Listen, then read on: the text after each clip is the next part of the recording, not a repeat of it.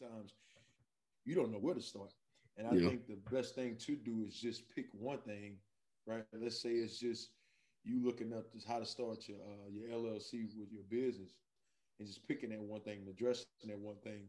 And until you address that one thing, you don't move forward with anything else. I think Yeah. at times we try to say, well, I'm gonna try to do A, B, C, D, E, F, G all at the same time. And our brains a lot of times can get overwhelmed with trying to process and take all the information in at one time and trying to do those things all at one time rather than say, you know what, I'm just gonna knock down A first. And then once I have completed A, or once I've gotten about 90% of A done, then I'll move forward and go into B. Welcome to the Eat Cypher. Flow harder than the hands on Peter Piper. And now we would like to introduce you to your rivals. It's like Ali and Tyson. The hook miss with the liking. Show nothing, Mr. Bison. Maximus and Leonidas. You were in the booth with Titans. Goons, goblins, and Vikings. It ain't really nothing like us. Hey, so welcome back for another episode of the Lit Code. I'm Edgar Jones. I'm Courtney Anderson. It's good to be back again for this second episode. Man, let's Court, how you doing, man? What's going on? Man, I'm doing. You know, we're on top of the grind. That's always a good thing. So I'm blessed. Family good. So everything's straight on my end. That's good, man. That's good to hear, man. How about you? Same here, man. Everything all is well. Dodged that storm that they end up having in Dallas and pretty much in the state of Texas. And my condolences go out to everybody that was impacted by that storm. That storm came in fast, man. It was a tragic situation. A lot of people were impacted by that. Yeah. And it went by design, but before it came in that Sunday, me and the family had went down to Florida. And the day we was getting ready to fly back on Sunday, we sitting at the gate and they told us that our flight had got canceled. Yeah. So during that whole week, we were down in Florida, man, and got a chance to see everything that was going on. So many people that I know. Thankfully, we ain't have anything go on, at our house or anything like that, man. But Mother Nature will come in and wreck. Yeah. It's undefeated. And Mother Nature's undefeated, man. It is. It does not care. No shape, no size, no color, no belief, rich, poor. It will touch you. Yeah, definitely. I know a lot of people in Louisiana went through it as well. A lot of our family without power, without water. Some still without power, if I'm not mistaken, but it's a lot of busted pipes, a lot of different stuff. We just not set up for it down on that end like we are here. I'm up in Ohio, and I mean they got it in the infrastructure. It snows every other day up here. Ice is every other day, but they got insulated pipes. They have salt trucks that come out and run the roads, plowing the roads up. But it's part of their everyday life. Down there, we're not too used to it snowing once a year, let alone twice, and actually freezing up like that. So it's a wake-up call, but now we know how to adjust. Usually don't know to make adjustments until something happens, right? So now everybody down there can try to hustle up. If they get new pipes put in, you might want to get insulated ones. You might want to invest in generators and that type of things. Just you don't really know until something happens. It shakes you up a little bit, and then you got to react. So my condolences to all of them too, and I hope they get back on track pretty fast. Yeah, man, it's that's a great point you just brought up. I mean, a lot of times you don't typically have a plan until something happens, and then from there, hopefully you learn from whatever experience is, and be able to say, all right, if it happens again, this is the plan that we have put into place to be able to address the situation. It's interesting with that whole storm that came through because as I was watching people on social media and being able to see the news, a lot of times you would hear people that was in the plumbing world or had experience potentially in the past with frozen pipes. They were basically saying that to let your faucets drip, to keep. Hopefully, it can help with when the pipes unfroze. It could help with some of that built-up pressure that was inside those pipes. But it made me sit there and think about it. When those pipes is just idle like that, that was my concern when I went at the house. Thankfully I had a buddy that came and checked on the house. But if I didn't have that, those pipes would have just been idle, no drip, none of that going on. So with that happening, understand that was potentially would have been something catastrophic, and maybe something happening with those pipes. But it brings me to the point, man, of we talked about this idle dreams. When you look at a house, a house is. I think sometimes more damage can be done to a house when nobody is in it. Maybe the piping system is going on in the house. And the list goes on and on based off of no one not being in the house. And even when you look at an automobile as well, you let a car sit for a long period of time, you may start to have stuff going on with the exhaust. You may potentially get in that car and the battery is dead based off of that vehicle sitting down. But it made me think, and then we went down the rabbit hole talking about the idle dream. So let's go ahead and dive into idle dream. Yeah. Well, to piggyback off what you said, you say it all the time. I know you live out in the area you live in. It's a lot of big houses and nice neighborhoods, nice subdivisions.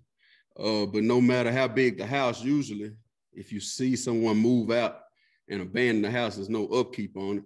Nobody's in it. You start to see it fade. Don't look the same. Nobody's pressure washing it. Nobody's in and out, not regulating the temperature on the inside. And normally, if you go into one of those houses, if you ever went to look at a house, if you're thinking about buying one and somebody's been out of it for a while and you go inside, first thing you notice is an odor. It's because air hadn't been circulating in it. Like you mentioned, those pipes, yours wider, nothing was flowing through. So if it got cold enough, whatever was left in it, build up, could have frozen. And then once you try to pressure that up, pipes burst. That's usually what happens. The cars, you'll see that animals start to get in them, rats start to eat the interior because nobody's in and out. It's just sitting there with no action, nobody's putting any life into it, basically. So you see it start to rust. You see grass start to grow up around it. The tires going flat by themselves. Like you said, when you go to get back in it, spark plugs may be bad. It's hard to crank it. Takes a long time for you to, yeah. Yeah.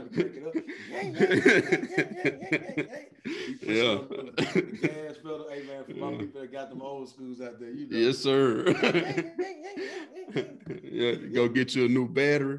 On them old schools, you can take the carburetor off and pour you a little gas directly in it. Try to get to catch up because that filter don't want to kick up, and it's way harder the longer you wait. The harder it's going to be for you to get it back to working condition. So when we talk about idle dreams, you sit on your dreams and you just let them sit there. You don't breathe life into them. Well, the same things happen. Once we get to be adults, time just flies. So something you're supposed to be doing, you wanted to do, you say, I'm going to do it next week. I'll do it the next week. Before you know it, 5-6 years pass. Now everything else has been happening to it, right? The same thing we talked about. It's starting to fade out. Spark plugs may not be what they once were. So when you jump back into it and want to do it, where you run into all these problems, trying to get it started back up.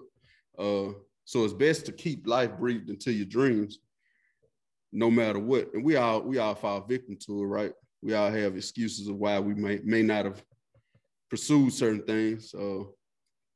Normally it's one or two things. Normally it's, well, we had children, so I had to put that on hold to take care of them. Or the second thing is fear. That's the main one there, fear. You're always afraid of failure. So what I've said on dreams before, man, and the way I kind of fixed it was, instead of making excuses, I used excuses for reasons. So if I said, hey man, I can't do this because of my kids, then I just changed my mindset to I need to do this because of my kids. You see what I'm saying? If I want a better future for them, I got to go out and make this happen. I can't just sit on it. So you sit on it, it'll eventually fade away, just like those houses of cards you see. Yeah, it will, man. And to your point, I definitely have been a victim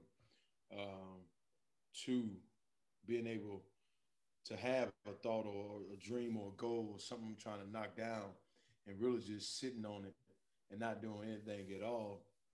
And it brings you to, another point. And I sit back and I reflect. And when you think about, idle, and when I looked up the definitions, it's basically just the state of not doing anything, which I think at times is good.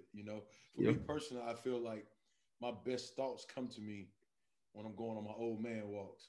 I got to start walking now. I like walking. I just like walking, man. Yep. No music, no cell phone, and I feel like a lot of times the greatest ideals or the great thoughts come to me when I'm in that place of nothing. It's just complete silence. I even prefer to get in my truck and drive in complete silence because it gives me a chance to be able to process and think and address whatever it is I need to address. So I think there's a definite time and a place for it. I think the difference is it's kind of going back 10 off what you're saying is being able to have the self-discipline to say, all right, I've sat here for a period of time. Now I need to get up, I need to start put things into action. And of course, it's better said than done because, when you start having responsibilities, you got the wife, you got the kids, you got your job, there's other things that's pulling at you.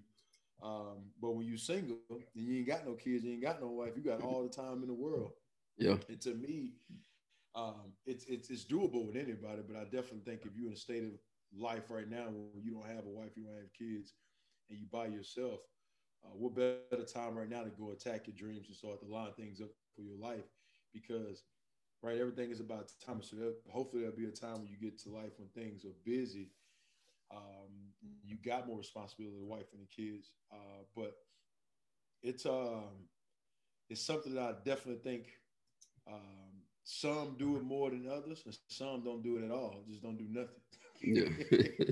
Sometimes we can be so busy and running all the time that we don't know how to sit down and we don't know how to just take that moment to be with self, talk to self and ask self some questions and start to address whatever it is that I've had lined up that maybe I put on the back burner, Yeah. I think the key to what you're saying is, which it could be a whole nother episode, but trying to find time momentarily throughout the day to be idle. And that's, some people call it meditating. So we talked about it before. I think when we say the word meditate, a lot of people visualize a monk sitting with his legs crossed, floating in the air. That's not actually what it is. It just means to think on something deeply. So, for instance, your truck talk, that's just a period of time that you take out to be idle, reflect on what you need to reflect on. It's kind of like a timeout, right? In a basketball game. Somebody just made a big play on the other end. Usually they got a lot of momentum. First thing the coach does is call timeout right then, right? Everything's going to get still. We're going to talk about what just happened, and we're going to talk about what we're going to do in response to that. So when we're talking about remaining idle, it's really, like you just said at the end, just not doing nothing, right? Because and right now, more than ever right now, man, we're in a pandemic, right? More and more people working from home. Even those people who are married or have kids and have this and that, kids may be going to school online now. You may be working from home. That dream you've been sitting on now, you can go in, change them spark plugs out, go get you a new battery, start trying to get it cranked up because you got more time now. If you can discipline yourself to not be busy being busy, right? Just doing stuff. If you slow down momentarily, call time out, you'll see that you got a lot more time than you think. A lot of times we get in the hustle and bustle of things and we think I need to be doing this right now. I need to be doing it. And sometimes it's good to just stop, call yourself a timeout, have yourself a truck talk, take a walk, ride, whatever you do. I personally, I like to ride, but I listen to music. But I'm a music lover, so even while the music's playing, it's more just almost a chant to get me zoned out into my point of meditating. That's usually on the way to work in the mornings, on the way back. You know, I'm zoning in, kind of planning out what I need to do for the day, and telling myself that whatever comes up, I'm gonna handle it. So it's important. It's a catch-22 like anything else. Find time to be idle, but you don't want to just completely abandon some of your dreams. Mainly because I believe the universe gives us all a gift, right? All of us do something better than others. And so that gift, even if you want to go biblical, a man's gifts will make room for him. If you put into what your gift is, then you'll have a life of overflow if you really pursue it. But the biggest thing about that is you can't be afraid to do it. And a lot of times we get busy and then we get afraid. And so that kind of leads us to start being idle, especially on our dreams. Yeah, it's man, that's some great points. You know, I remember hearing this as a kid all the time. An idle mind is the devil's playground. You know, and I definitely think there's a lot of truth to that. Mm-hmm. But I also think with that is just a matter of how much time you're sitting in that place, right? We talk about time again. How much time am I sitting in the place that I'm in my head for too long? And I think even, you know, we talk biblically as well. Biblically, I think it says something about idle hands. If you have idle hands, basically you can't feed your family when your hands are idle. A man's hands or a woman's hands are not working. You know, the fear plays a big part when people have idle dreams. I think also too, and I've dealt with this as well, man. It's an overflow of too much information. You know, you have a dream or you have a goal or something. Let's say you start up a trucking business, and you get online how to start up a trucking business, and you get hit with a million articles on how to start a trucking business. And like, think about this too, like on Google, right? You type that in within 0.8 seconds, you got a million, you know, some crazy number of all this information on how to start up a trucking business. And sometimes you don't know where to start. And I think the best thing to do is just pick one thing, right? Let's say it's just you looking up how to start your LLC with your business, and just picking that one thing and addressing that one thing.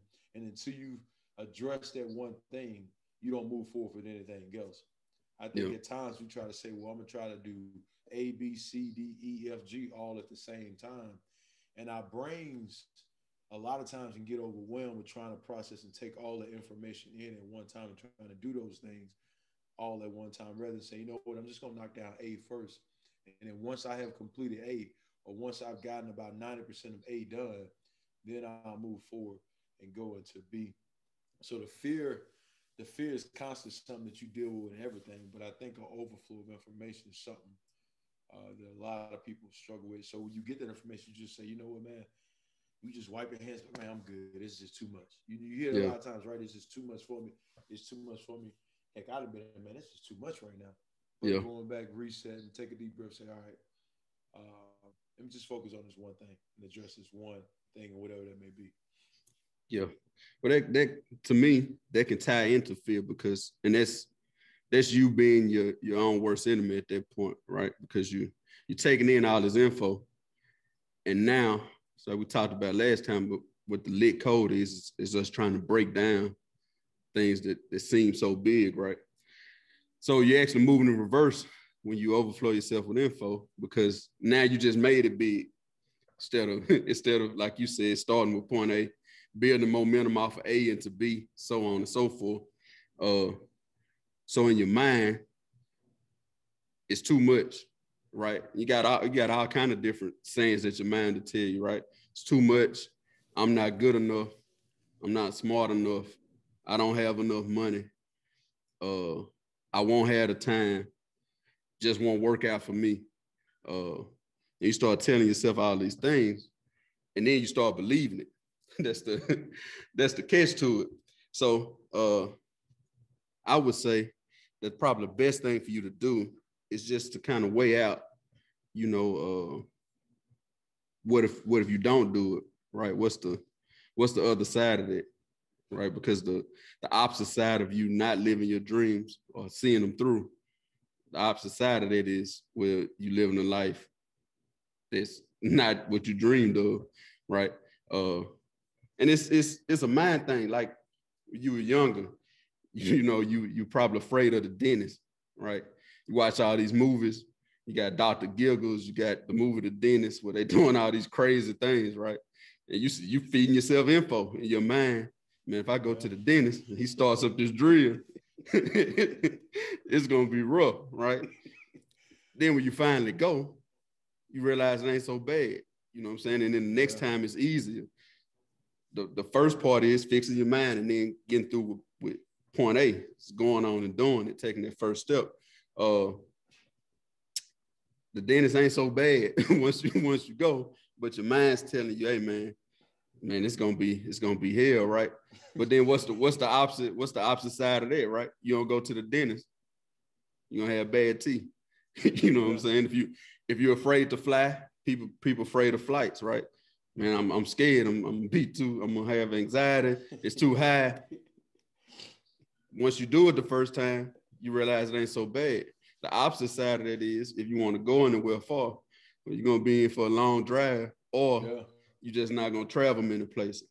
So I think if you can fix it in your mind that way, instead of saying what's gonna happen, what if I fail, or what if you don't do it at all? It's the same thing, right? You have to.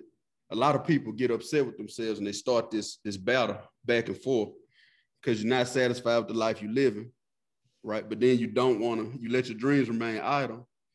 Well, what's the difference, right? Yeah. If you don't do nothing, then you're gonna still live this life. If you go out there and fail, well, you tried it, but it just goes back to where you were anyway. So you try it again. So I think that's a big part of it, man. Just kind of overcoming that fear.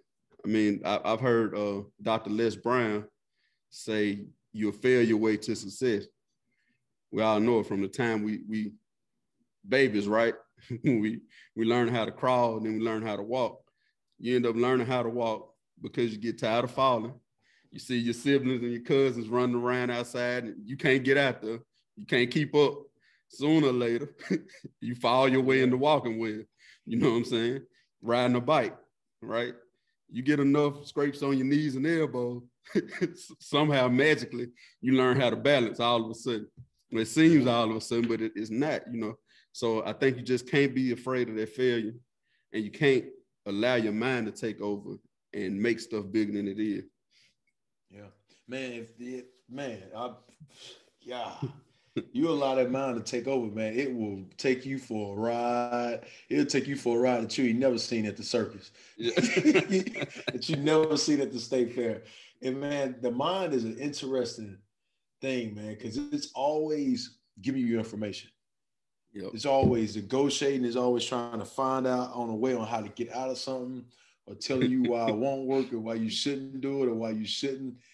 The list goes on and on. So I think that is the first thing. I mean, think about this, right? Think about the times you probably had woke up in the middle of the night and your brain is racing, and you think about all different type of things. Or better yet, you'd have had the best sleep ever that night, and as soon as you roll over and get out of your bed, your brain like, "Ha, what's going on, Edgar?" Like, you suck today. like it said all these things, man. And sometimes we get into this whole place of just relax mode where we just let those thoughts just come and don't even try to counter it with something positive. And I think that's a key component of being victorious when it comes to your thinking, having victory in your thinking, man, being successful when it comes to your thinking, what you're thinking about, how you speaking to yourself and how you talking to yourself, because all of that I'm doing, right, like it will be projected out in everything else I do, which when we go back to idle, even if I'm sitting down, right, let's say I'm sitting in a room and I've taken 20 minutes just to to sit down and meditate and just sit in complete silence. That 20 minutes, I think for me personally, I probably can get by maybe 20 seconds of just not thinking about anything. And then 21 seconds is backfiring, right? I'm thinking about all these different things, but it's just addressing the thoughts as they come and really think about what you're thinking about as it's starting to come up. And once you practice that habit, right? Because everything is formed by habits. So as I'm practicing this habit of addressing these thoughts, before you start to know, it'll just be second nature that you can get to a place of, I don't even got to go into a room and sit down for 15 seconds to meditate. I can be in a building at my job and be able to really zone out for 15 minutes and go into my place I need to go to. And then when I get to minute 16, I go back to whatever I was doing in my job. But it's just a repetition of doing it. So just being thoughtful and really thinking about when I'm idle, like what exactly is going on? What am I thinking about? What am I saying? Yeah, man. It's funny.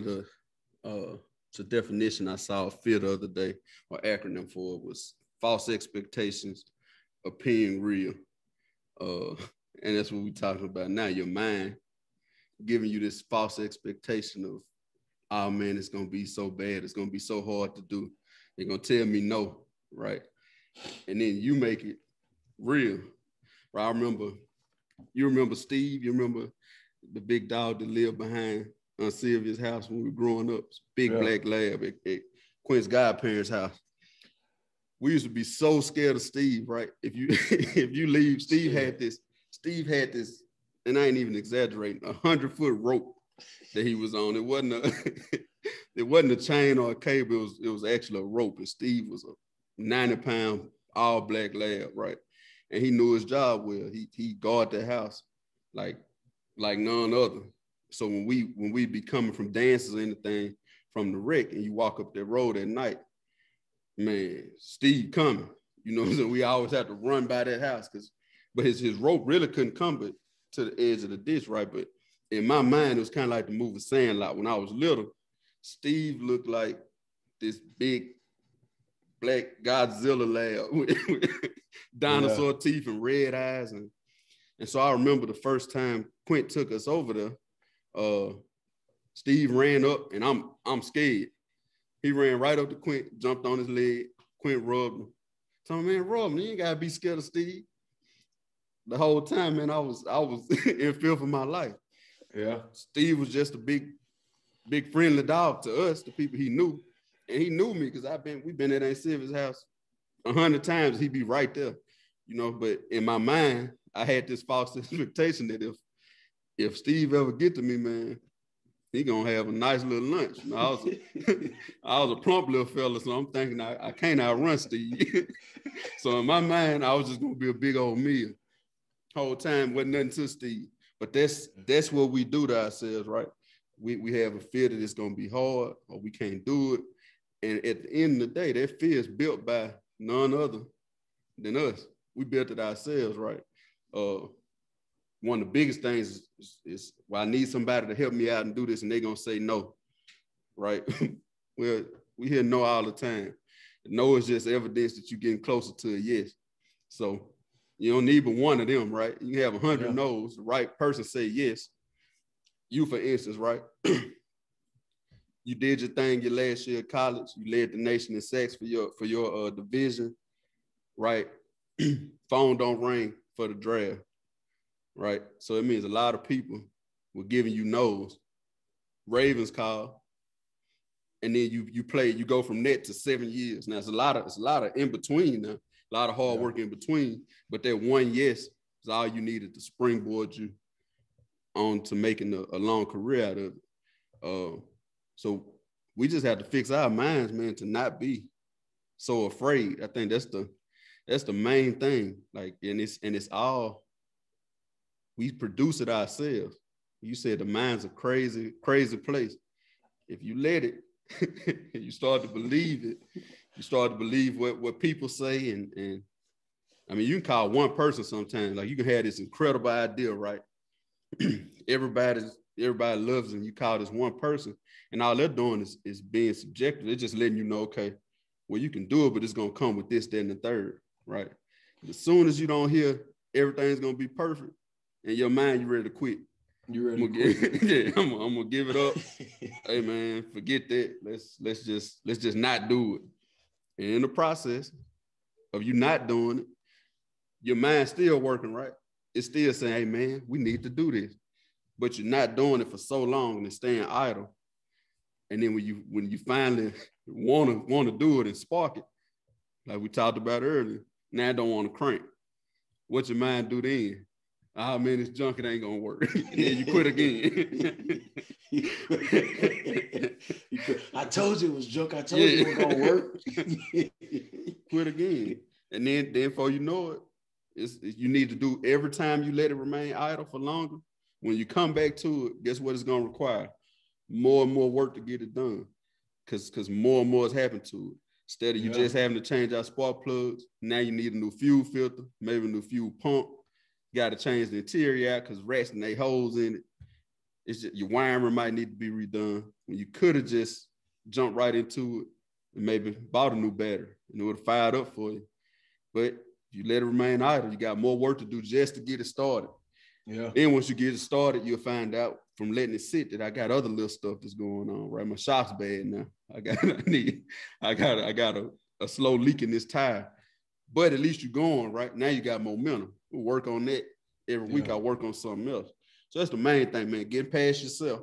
Stop being your own worst enemy. Start being your biggest fan. And then pushing on and gaining momentum from starting. Yeah. Man, you going back a couple minutes ago, you talked about, you have an idea, you going to somebody and asking them for advice. And they let's say they say 50 things, right? And out of those 50 things, one thing they say that you may not want to hear. You'll take that one thing that they said, despite they just gave you 49 other great things, you'll take that one thing. Your mind be like, yep, told you don't need to do it. You're like, what? Or you start to work on it and then you get some type of resistance. And as soon as you get some resistance or a little bit of adversity, you're like, all right, man, I'm just going to give it up. I ain't going to do it. And I think you got to be very careful with that. And understand that I'm not exempt from this because I deal with this on a day-to-day basis, that if I start to pull out of something the first time I get adversity or I get some friction, understand that I'm making it a habit now that as soon as something goes wrong, my natural reaction is just to quit. Mm-hmm. It's just to say, all right, man, I'm done. Because you haven't built the calluses of saying, all right, it sucks right now. I'm frustrated with this situation. And I had some adversity, something get thrown at me, but I'm going to keep pushing forward. And eventually at some point in time, I'm going to get some traction. I'm going to catch some traction somewhere, right? I'm going to get there. Yes, I'm going to catch that traction. And from there, I keep building momentum. And then down the road, I catch some traction with something else. But being careful of what you're making a habit of. I think we tend to run from adversity. I talked about it a little bit in the last episode about society and media and movies and music kind of painting these pictures for us. And a lot of times when we see people on those outlets, we're seeing finished products, right? We're seeing the end game, right? We didn't see all the pitfalls and adversity. It seems like it happened overnight. I didn't know this person, and then boom, they're on the scene, and they're already rich, and they already got this, and they already got that, and they living life, and they're going on trips, and they're doing this and that. But we don't ever see the struggle part, right? We don't ever see the no's that the people that told them no first. We don't see the adversity they reached, the walls they hit first. We don't see the snags. We don't see the other side of that mountain they climb. We just see them on top of it holding the trophy up. Like, yeah, I won, right? When you come home, all people know is Edgar Jones in the NFL. Murphy come home. All people know Murphy in the NFL. Murphy at LSU. Chris Tava at LSU. Kenny Bell at Alabama, right? They don't see two-a-days. They don't see the extra work. they don't see y'all running the 380-pound Lycans out there at full speed. They don't see none of that. They just saw this side of the finished product, right? that's another mind trick because we see it, so then we expect it, right? Again, false expectations appear real. So we expect that all I need to do is exist and show up and say, hey, I want to start doing this. And it's going to magically happen. Oh, nothing happened like that, man. Nothing at all. I ain't seen no genie and no bottle, man, no leprechauns. Oh, man. And then this is a whole nother episode. I'm not going to go too far on adversity because that's one of my pet peeves, but we got to realize that adversity always brings us something, right? It always lets you know how you need to react, what you may need to do next time. I have a breakfast post where I compare adversity to an old dinner guest, right? You're watching on TV, people come over for dinner, and it may be an obnoxious uncle. It might be somebody like me, because, you know, when I come in the house, I'm cracking jokes, I'm meddling, I'm laughing at everybody, right? But I bought this expensive bottle of champagne with me because I'm a dinner guest, and I'm supposed to bring some, or my wife brought a cake or whatever, right? Now, you may not have enjoyed my company, but when I leave, right, you still got what I brought there to enjoy, right? You still got that wine. I mean, I couldn't have got on my nerves tonight, but it's some good wine he left with us. So, yeah, man, his wife showed they baked that cake. Every time they come over here, them kids playing and jumping off stuff, broke my TV, blah, blah, blah, but you still got this good stuff left. That's how adversity is. You might not enjoy it, right? But it's going to leave you something. Yeah. Right? You might not have enjoyed running wind sprints with a parachute on, right? Or strength shoes and run these bleachers, but it might have brought your 40 time down from a 4.7 to a 4.5, and now somebody wants you. You didn't enjoy it though, but it gave you something, right? So falling as a kid off your bike, you didn't enjoy the knee scrape, the alcohol getting rubbed on it. So you hated to see that green, especially that green alcohol. You come in the house, mama, I failed. She reached in the cabinet for that green alcohol. Yeah. You know you're not about to enjoy that, right? But I guarantee you won't do the same thing you did last time to fall. You'll figure something else out. Another thing I always like to say, most babies, right, most infants, the first word they learn how to say real good besides mom and dad is usually hot, right? You can tell them 5-6 times, hey, don't touch that, it's hot.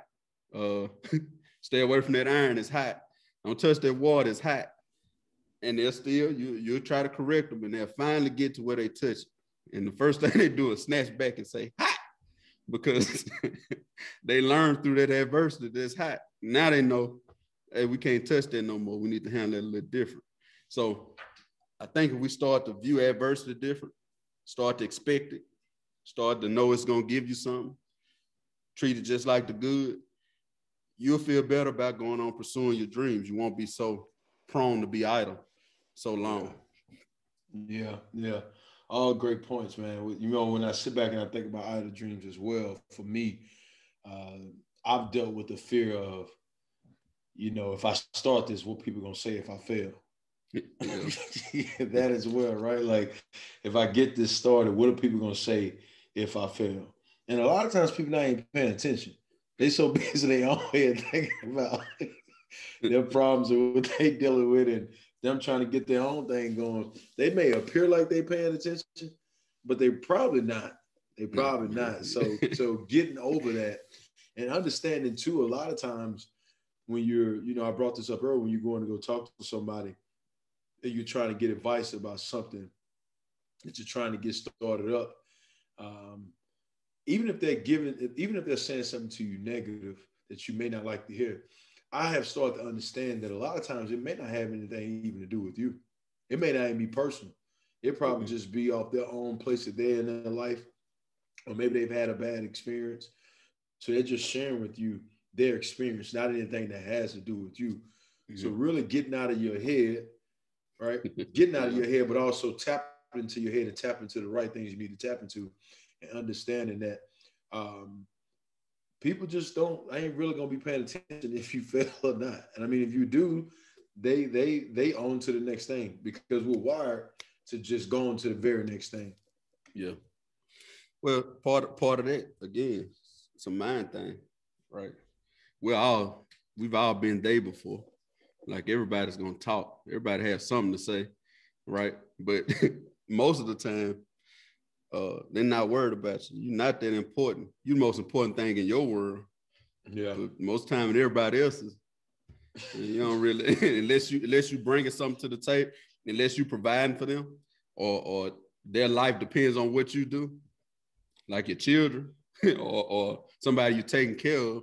Other than that, man, they're not paying that much attention to you. Most of the time, they start paying attention when we do what? Hey, look at me. Yeah. I'm doing this. You know what I'm saying? Most of the time, man, if you show up and it's already going, people get on board then. You don't really have to let them know every step you're going. A lot of times we bring that on ourselves. We want to tell everybody, look at me, look what I'm about to do, right? And then if people start saying stuff, you say, man, they hating on me. Well, no, they're not. They're not hating on you. You brought it to their forefront. So now they're entitled to have an opinion on it, right? But you brought it. You brought it here. A lot of times, man, you got a vision. It's your vision. You ever seen those speed artists on the street or on YouTube? Man, just get to drawing and going crazy. And everybody standing around except them is looking like, man, what the hell is he? What he like? What that's gonna be? I don't know what that's gonna be, but he know it, right? It's in his mind, and everybody's doubting and kind of getting bored with it, but they sticking around to kind of see, and they start guessing, right? That's gonna be that. That's gonna be this. Nah, it ain't gonna be that. That's they right there. That's them talking, right? Until he's almost done or finished. Because most time he'll paint it upside down. So you still off because you don't know what it is. Till he finishes and spins it around. That's when you start getting the, ooh, that's what that is. Man, he cold. Man, he nice. Man, I need him to draw something for me. How long it took you to learn how to do that, right? But nobody saw it at first. So we got to start remembering that our vision is ours for a reason. The universe gives it to us. God gives it to us for a reason because it's ours, right?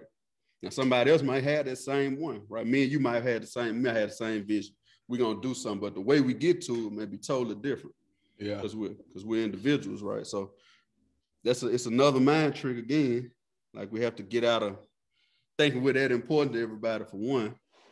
And then you got to realize that whether you fail or whether you succeed, they have something to say either way. But it don't stop nothing. You don't have no bearing on you if you don't let it have.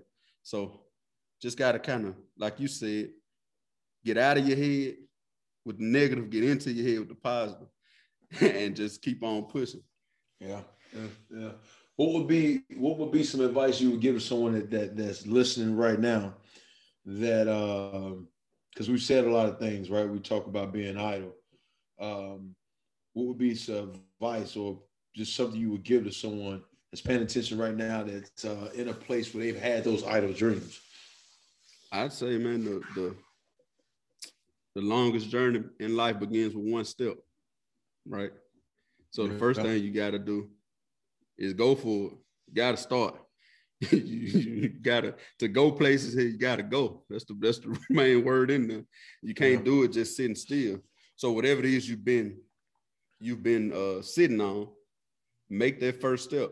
If that first step is calling somebody, if that first step is starting LLC, right, with this, okay, our first step was what? Writing it down and then saying, okay, we're going to get a logo, right? Or matter of fact, let me back up. That wasn't even the first step. First step was we were sitting on it and what did we decide to do? Hey, man, start putting you some content out. You were thinking about Truck Talk. You made your first Truck Talk. A few weeks later, you had a logo done. A few weeks after that, you had a T-shirt sitting in front of you, right? And you started making more Truck Talks. Do part A, right? Use that momentum to get to part B.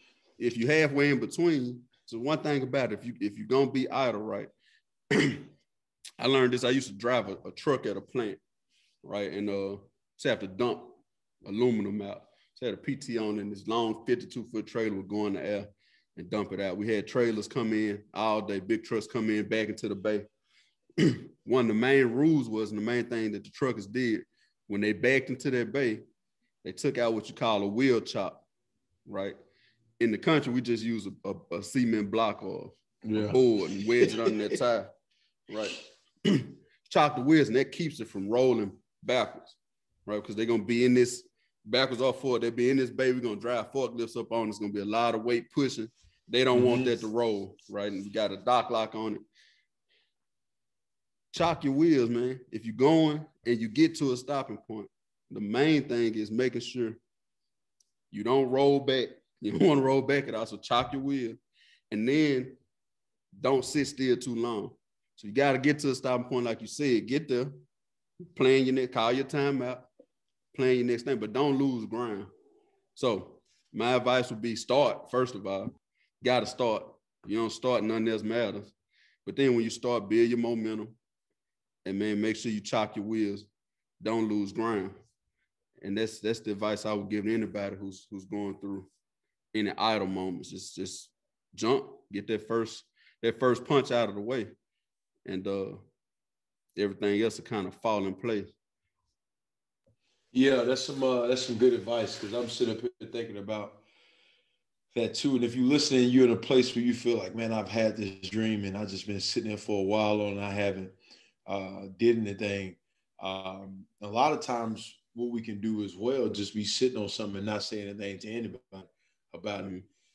So now it's just you in your own head thinking about this one thing and not even had a chance to put it in front of anybody and talk to them about it. So I honestly would say, to your point, to what you said, just pick one thing and go. Start at maybe you haven't even started looking at the process on how to start up an LLC. Start just looking it up. And then once you have found the information you have found, then you start to do the paperwork. And to me, don't take that approach of saying I got to do all these things at one time. That overflow of information I see, then I feel like I got to do all these things at one time. Just pick that one thing and start right there. And then don't move on with anything else until you have finished that one thing and whatever that may be. And honestly, too, man, learn how to pat yourself on the back sometimes. Because I think sometimes we get busy going and we've knocked down that one thing. And then after we've knocked down that one thing, we'll be like, all right, it just ain't good enough. I got to do more. Honestly, just taking a second to have gratitude, just to say, hey, I've knocked down that assignment or that goal I had put into place. I've knocked it down. Doggone good job. Pat yourself on the back. Say good job, self. And then now I'm rolling on to the next thing. And that brings me to the point too, is that if I can't learn how to appreciate those small victories, again, when I finally get to that peak of that mountain and whatever it is I'm trying to climb and get to, I just want to know how to appreciate that level when I get to the top. So picking that one thing and just knocking that one thing down, and just having those small victories and understanding that you're going to get some type of resistance or some type of friction through that journey. But just being, having perseverance to keep going. Because eventually you're going to get to the point that you've done enough. Then you're like, oh man, I'm good. I'm going to take a break for a little while. Right? You taking a break for a little while before you know it, you looked up and your break had been 3 months. Yeah. You're like, man, I got to get back. Right? So now you got to reactivate. And a lot of times when it comes to activate something, it takes a lot to activate. It takes a lot to get something going, right? So you put that off for 3 months. And now when you get back up to the level, started back up, it takes a lot to get you going. So having that momentum that you have built and keep it, stay consistent with that momentum that you have built. Yeah, man. You gotta do that. Be your biggest fan. Expect adversity. Know the difference between nerves and fear, right? Because a lot of times when you're about to jump into something, you get energy, right? Energy is very real. And you remember before, I remember when we used to play football, man, they'd be playing the national anthem, right? And we jittery. And right at the end, when they play that land of the free, we raise our helmets up, right? And now your emotions running even higher. You all over the place, man. You jittery, you feel this energy in you. And if you're not careful, you think you're scared. right? But again, the first thing you gotta do is just get that first hit out of the way. Just go ahead on kickoff or your first play in. Once you run into somebody, boom, everything else, you kind of moving on instinct at that point. It's not even, you ain't even thinking about it. You're just doing what you got to do, right? It's not as hard anymore. So don't think just because you're feeling a certain type of way about doing something. Jumping is scary. Like, it's jumping into something new, right? You're gonna have some nerves about that. It's like getting in a fight when you're younger, man. You thinking so much about how bad this lick gonna hurt. And once you get started, you don't feel them during the fight. And you're gonna feel them later. Yeah. You know what I'm saying? You go to eat, eat something with a little salt on it and your lip busting and it burn, or you biting on your jaw, you feel it later. But right in the middle of it, you ain't feeling nothing. Your adrenaline's built up. Learn how to turn that fear into adrenaline.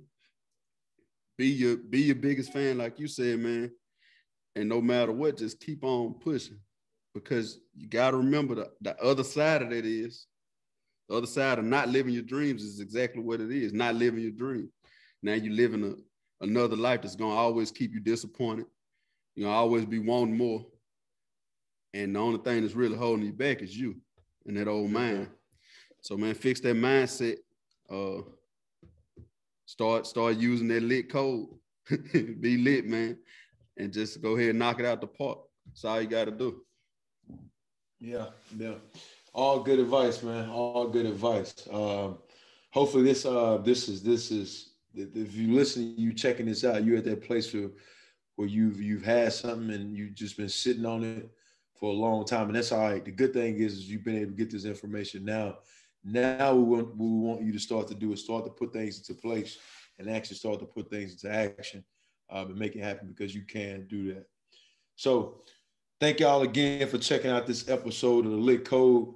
I'm Edgar Jones. Courtney Anderson, man, a.k.a. Conrad. Y'all have a good one.